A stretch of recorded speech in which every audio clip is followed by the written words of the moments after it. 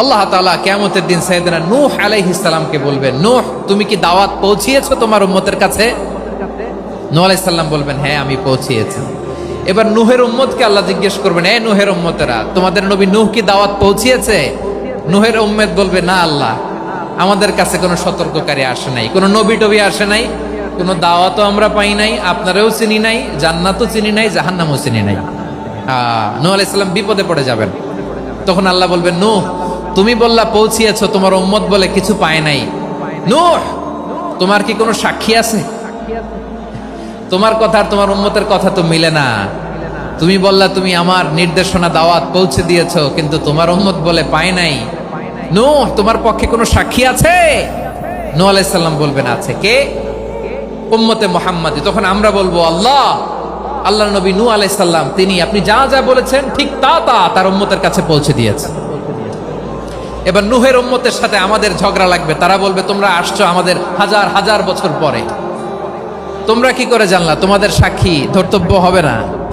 আমরা তখন বলবো, আমাদের কোরআনে তোমাদের নবীর নামে আল্লাহ তাআলা একটা সূরা নাজিল করেছেন, সূরাতে নূহ।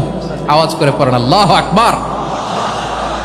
আমরা বলবো, আমাদের কোরআনে তোমাদের নবীর কথা আল্লাহ আমাদেরকে জানিয়েছেন, দিন রাত এক করে তোমাদের কাছে তিনি দাওয়াত পৌঁছেছেন। তোমরা কানের মধ্যে হাত দিয়ে রাখতা, চেহারাটা কাপড় দিয়ে ঢেকে রাখতা, আল্লাহর নবী নূহকে পিটিয়ে ছালা দিয়ে পেঁচিয়ে তোমরা পাহাড়ে তুলে রেখে আসতা, সব আমরা জানি।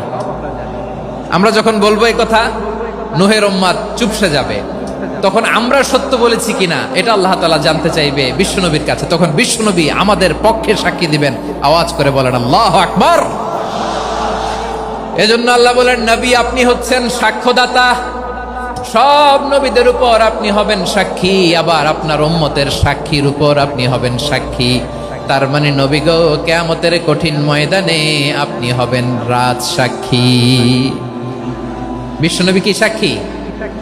আওয়াজ করে বলেন, রাজ সাক্ষী, সব সাক্ষীর বড় সাক্ষী। এজন্য বিশ্বনবীকে আল্লাহ তাআলা প্রথম যে বৈশিষ্ট্যটা দিয়েছেন সেটা হচ্ছেন শাহিদ। তিনি সাক্ষ্যদাতা, witness for all messenger of God and for all of us. সুবহানাল্লাহ পড়েন।